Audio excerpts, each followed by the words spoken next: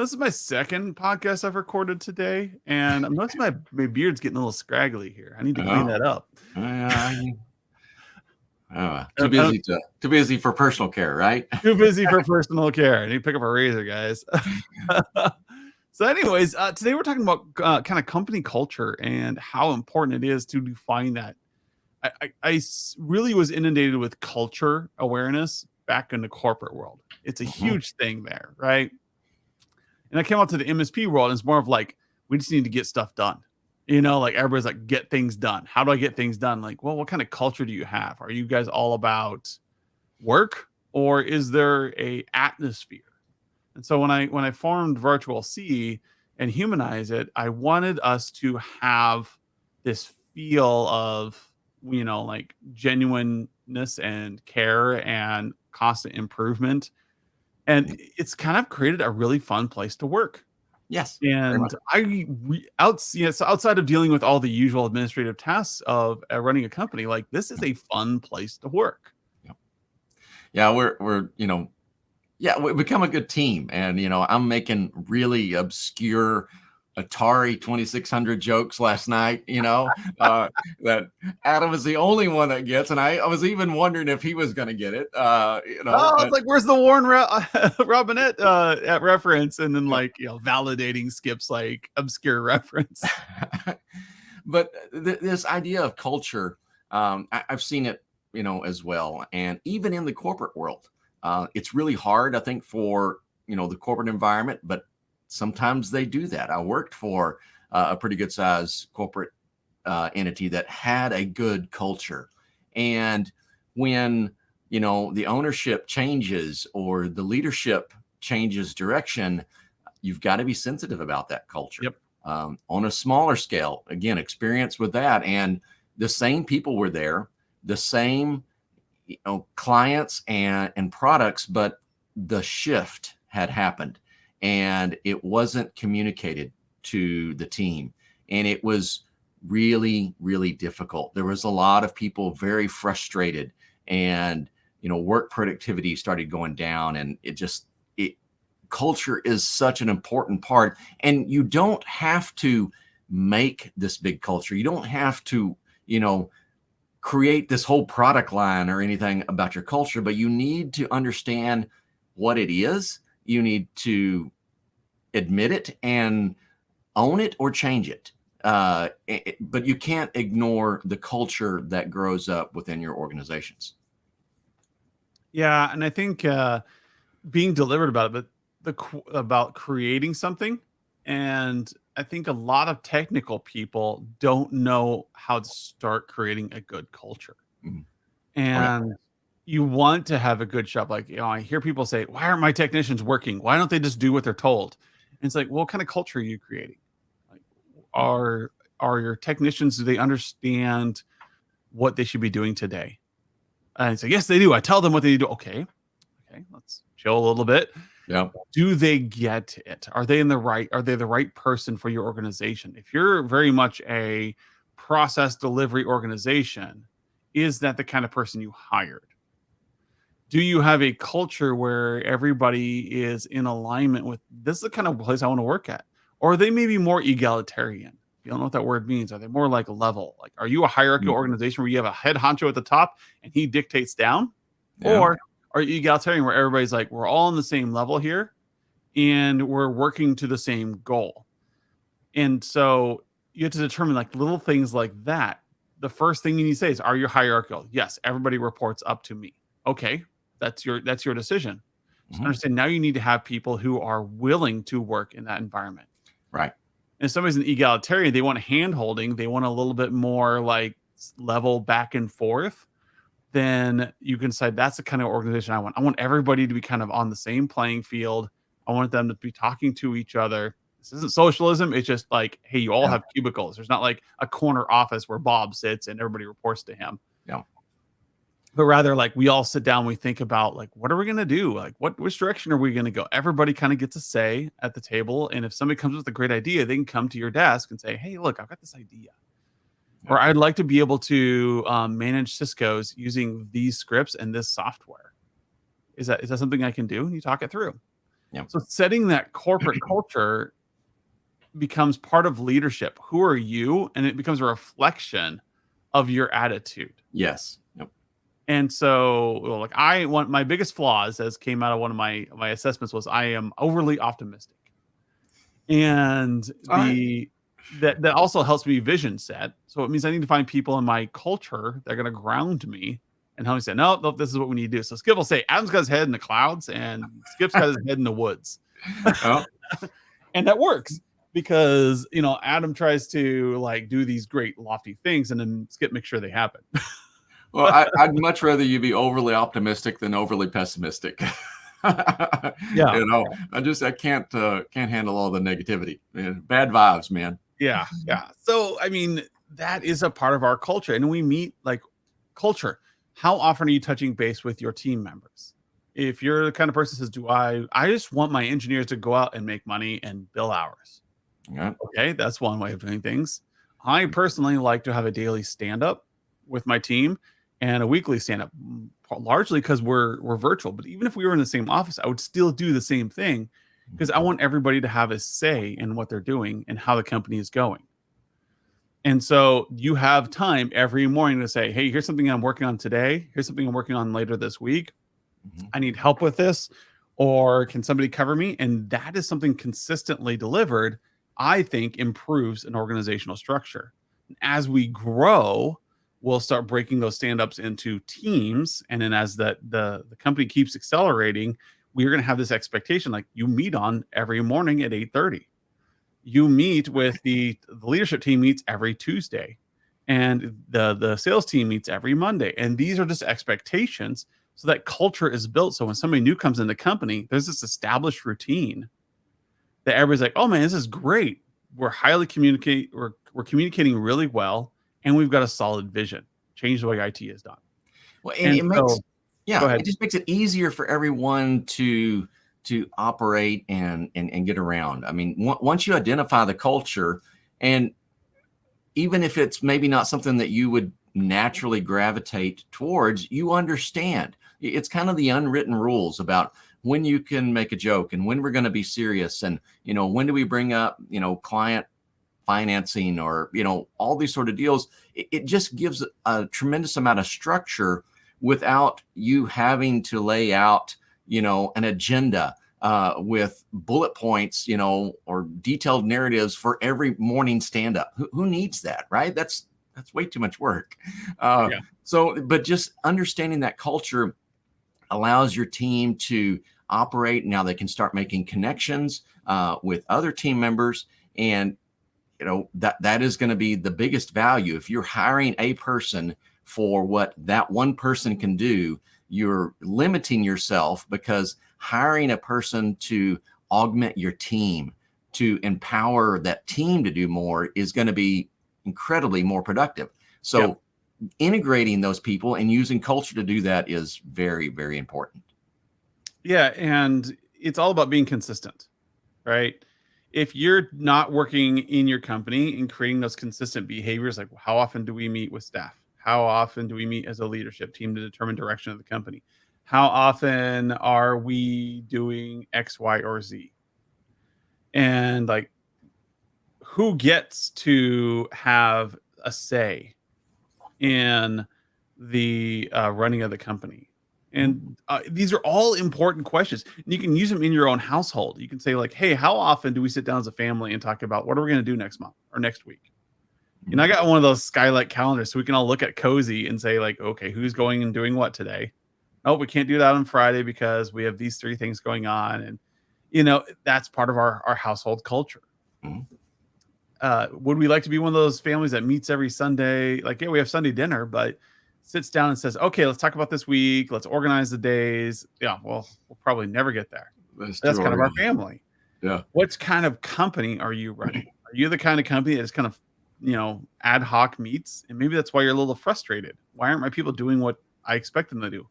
Maybe the expectations aren't set correctly. Well, I keep telling them, yes, but do they understand? Are they on board with you? Have you consistently told them? Well, I told them once. That's not enough. Yeah. For most people. How do you bring them on board? Like, for instance, I say, when can we talk about this next? 8:30 tomorrow, we have a stand up, just bring it up then. And so that way we're not nagging each other all day long. We're saying, hey, it's I'll just bring this up at the meeting on tomorrow morning, or I'll Mhm. bring this up at next Tuesday's meeting. And that way we know we got to be feel heard. I know that if I put an IDS down in 90, it'll remind me to talk about it next week. Yep. And that way it does, my ADHD doesn't kick in. It becomes an urgency thing. Like, I need this now. No, it becomes hey, we need to talk about this eventually. And that's part of our culture. We know we will talk about it on Tuesday. Well, and back to that empowering your team, there's so many things that you want your team to do, right? And you don't want to be responsible for everything. So you want to give them the ability to take on tasks. And we think in technical terms, there's a ticket that's going to come in and I want them to open it, triage it, respond, close it, log it, all that kind of good stuff. Yep. But it's never that simple, right? There's always, well, this person's traveling, or this person is the former owner of this company, but he's investing in this company. And there's all these subtle things that go into it. How do they deal with that? Well, Yep. You can have your team members come to you with every little subtlety and ask your opinion on that, or you can develop the right culture that says, I think we would respond in this way. And I mean, you have to check in, you have to stay close so you can kind of keep things on the mark, but that is what's going to allow your team to operate within the way you want them to operate autonomously. Yeah. And it's really, really important, because if you can't get your team thinking for themselves, then you're going to do all the thinking, and that's going to wear you out. Yeah. If you I want them to do it exactly the way I do it. If you're running a machine like that, that is a different kind of culture. Mm-hmm. I don't like to run things that way. However, there is a logic to having a culture where you need to have your technician or your engineer do the things the way you did them. Mm-hmm. Now, I personally think that you shut off the creativity valve when you do that, but that is a decision as a leader you have to make, is how do you want to run this machine?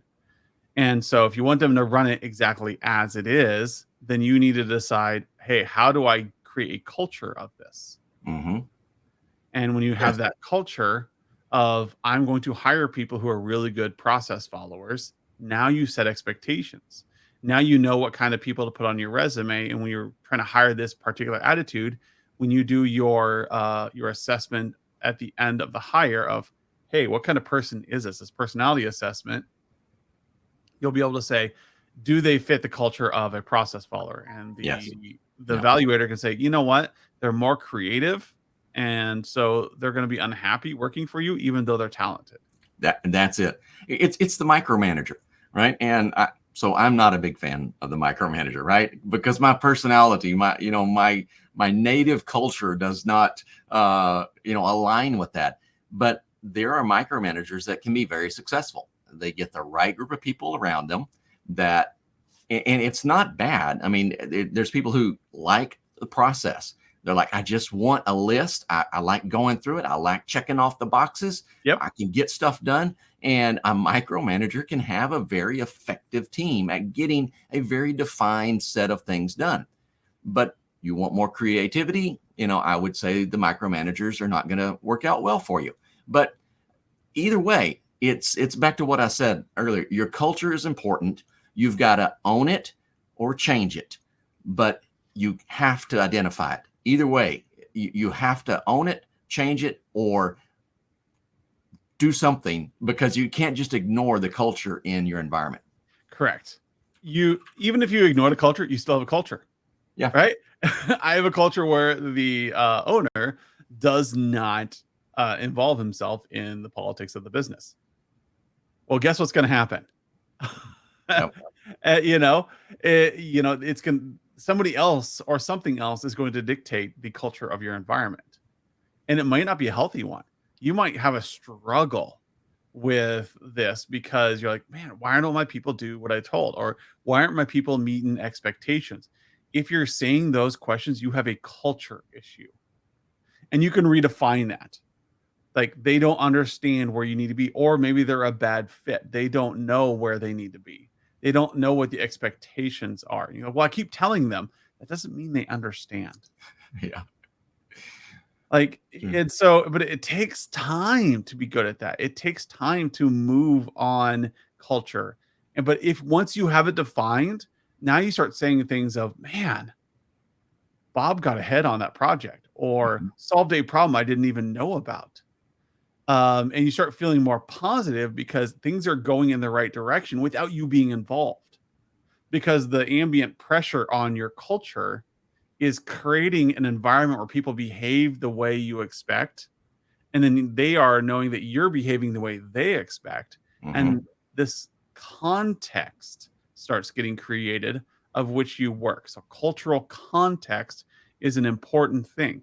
The context is, does everyone understand their roles? Can they count on the person across and them to behave in a certain way? Mhm. And that's context. So if you go to if you look at a higher level culture, so in the United States, we tend to be low context. We like everything to be put into service agreements, and we want a contract in place. We want lawyers involved, so everybody understands the nuances. If you go to to a Brazil or like a Japan, it's more of, do I understand who's across the table from me, and am I willing to do business with them? Mm. No contract needed. Now we'll Yeah. still do it as SOW, but a lot less paperwork. It's more about the person. Am I matching a culture here? Or, you look at the high context cultures where a word means something. If I say this, it means something in this culture. If you look at Japanese or Chinese culture, there's a depth to family relationships there and a set of assumptions of how you're going to live and how you're going to deal with your family. In the United States, we would be lost in there because we don't Yeah. understand their context. Absolutely. It's not our family context. Our family dynamics are different. And so in your company, that is a family environment. What is your expectations of the person next to you? Is your expectation that they're going to fill out their timesheets every day, that they're going to attend meetings, that they're going to look at better ways to serve the customer? What is it? Or is there your expectation that they're going to be chipper and happy? And if they start feeling bad about their job, are they going to come to you? Are you allowed to fail? Is this an Mm. environment where it is okay to Yes. fail? And That's so, a really important one. yep, That flexibility, there's been several, poignant um, examples over time, and I can't think of any really good ones off the top of my head, but there are times when employees fail and it costs the company a lot of money. And, there's a couple of approaches to that. One is they get fired. I mean, they are out the door. And two is someone looks at it, goes, wow, that was a really expensive lesson. Do I let my competitor pick up that employee who's now learned the lesson and pay my competitor essentially expensive training dollars? So how do you navigate that? How does your culture support that? And you need to understand it. You shouldn't leave your culture up to whim, whatever's fate, popular at the moment. You should the strongest establish. personality. Yes. And you've brought up something as well, Adam, your customers. It is important for you to realize what the culture is at your client's environment. Are they one of these extremely process driven places where they like the list, they like the check boxes, and your organization is more laid back and like, hey, trust us, we'll take care of it. If we need to get in high gear, we'll show up in the middle of the night, we'll do whatever. But your team isn't quite so specific about all the little check boxes. That's going to drive your customer crazy. Yep. But you get someone else and they're very much in and you get that agreement and they go, all right, I trust you. I know you're going to take care of me. I don't need a lot of details. You don't have to send me a 50-page report every morning. I just know you got it. All right. There's a culture fit there, and you can both be successful in that. But you get a mix match of cultures and you're constantly going to be butting heads. It's going to be a constant issue. And it falls into one of those categories of not all business is good business. And there's a lot of reasons why that's a valid statement. And culture can be a very important one in some of those reasons. Yeah, I should have started the podcast with this, but there's having assumptions is part of your culture. However, having the lack of trying to figure out a good way to say this. If you assume everybody behaves this way naturally, you're wrong. So Yes, there's a that's book true. called Talking with Strangers by Malcolm Gladwell, kind of talks about this concept of, well, everybody behaves this way. Like, no, they don't. Well, everybody should. No, okay, there's your culture. Right? Yeah. So everybody just is good at following checklists. Adam Walter hates following a checklist. I am terrible at it. I'd rather gouge my eyes out with a spoon. I don't do that well. No. However, like Andrea loves checklists. She loves knowing what she has to do and moving down to, and that satisfying feeling of checking it off. Mm-hmm. And there are great employees who do that. And so that is an assumption. You got to watch out what your culture assumptions are. That everybody behaves this way. Everybody does this on Friday night. Everybody does this on Wednesday. And yes, in your tribe, that may be true, but it's not the same for everyone. And so that's why it's important to set a culture of expectation of this is how we behave here. And that way, when somebody gets hired on or is looking at your company, like, I love that kind of culture. I want to work there. I've got a friend who would do really well here. I'm going to bring them in. When you have that set expectations and it's established, now everybody's on board. But if you come into your business thinking everybody should just behave like me, you're going to have a bit of a culture clash with some people. But if you establish that and say ahead of time, this is who we are, now you can hire people who are like that, because not everybody behaves the same, and you've got to be okay with that. Yeah. You can find the people who will. That way, when we say, like Skip says, you can find the right clients that way. Some client expectations are X, some client expectations are Y. Some expect you to come in and just fix computers and walk out the door. Some expect you to come in and have a relationship with them and talk to them about what can they be doing better. Different cultures.